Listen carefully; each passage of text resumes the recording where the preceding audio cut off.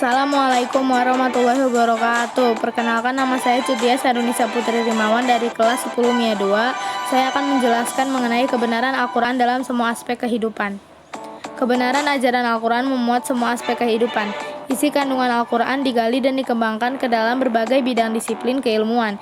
Isi kandungan Al-Quran secara garis besar meliputi 1. Akidah. Secara etimologi, akidah berarti kepercayaan atau keyakinan. Bentuk jamak akidah adalah aqaid.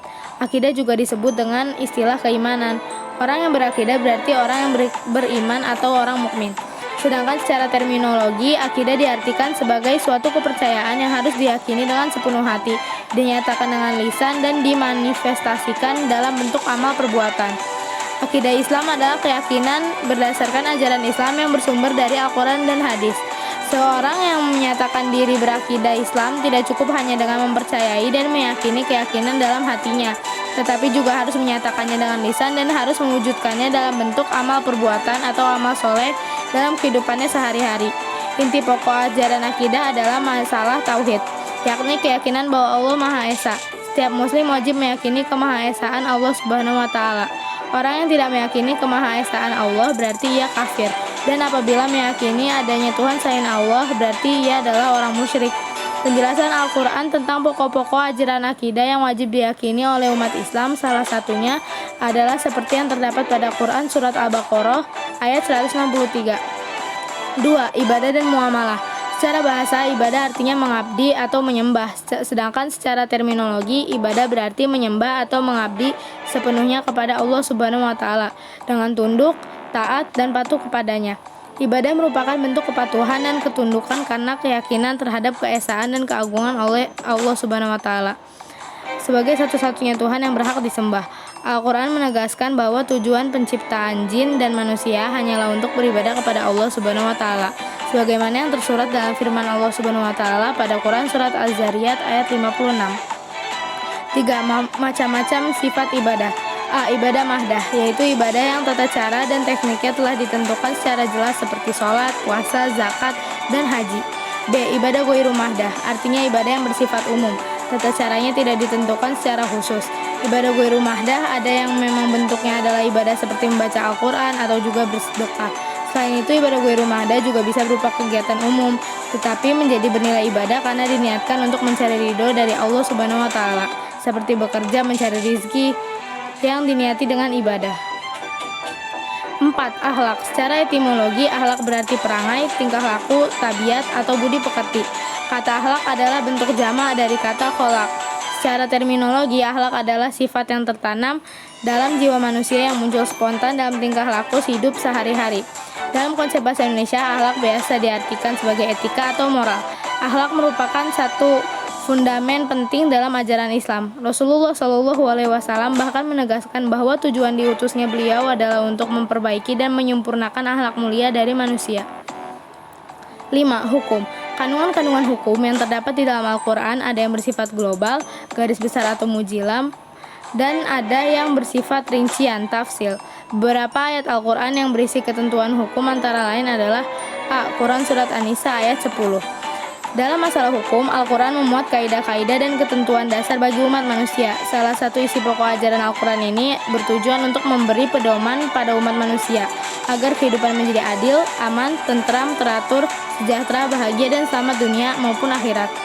6. Sejarah atau kisah umat masa lalu. Dengan banyaknya kisah-kisah umat terdahulu di dalam Al-Quran, diharapkan umat Islam bisa mencontoh umat-umat yang taat kepada Allah Subhanahu wa Ta'ala dan menghindari perbuatan maksiat kepadanya, sebagaimana dilakukan oleh sebagian umat terdahulu.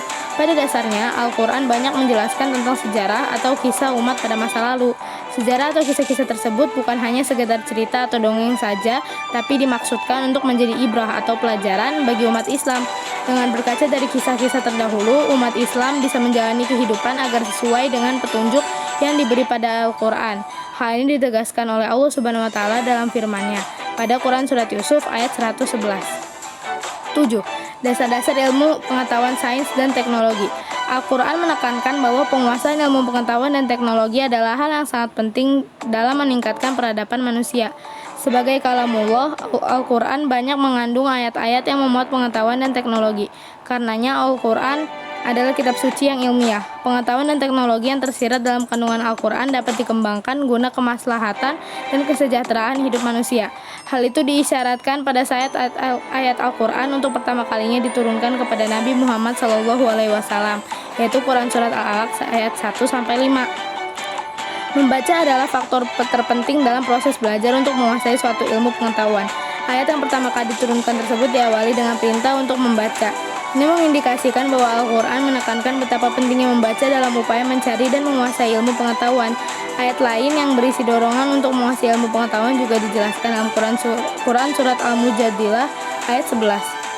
Al-Quran banyak mendorong umat manusia untuk menggali, meneliti, dan mengembangkan isyarat-isyarat ilmu pengetahuan dan teknologi untuk kepentingan dan kesejahteraan hidupnya.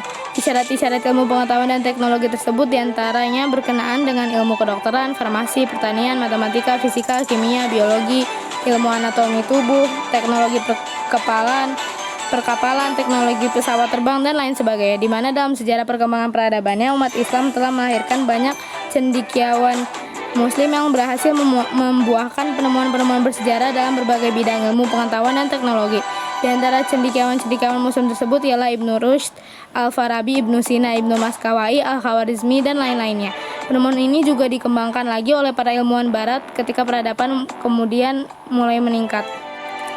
Perilaku orang yang menjadikan Al-Quran sebagai pedoman hidup. Sebagai wahyu terakhir yang diturunkan kepada Nabi terakhir, Al-Quran mengandung semua kunci untuk membuka pengetahuan Allah yang tidak terbatas. Hal ini tersurat dalam firman Allah Subhanahu wa Ta'ala pada Quran Surat Al-Kahfi ayat 10. Dan tentu saja Al-Quran adalah petunjuk Allah untuk menyingkap semua misteri ilmu pengetahuan yang belum terpecahkan. Ini disebut dalam Quran Surat Al-Baqarah ayat 2. Maka tinggal kita sebagai umat Islam yang hidup di masa kini dan yang akan datang. Sanggupkah untuk mengungkap pengetahuan lebih banyak lagi dari kandungan-kandungan yang tersurat di dalam Al-Quran? Umat Islam semestinya terus mempelajari Al-Quran dan kandungan-kandungannya yang terdapat di dalamnya sesuai dengan kapasitas dan bidang keilmuannya masing-masing. Dengan mempelajari Al-Quran, setidaknya seseorang akan terlepas dari kebodohan dan kesesatan dalam mengarungi kehidupan ini. Sekian dari saya, kurang lebihnya mohon dimaafkan. Wassalamualaikum warahmatullahi wabarakatuh.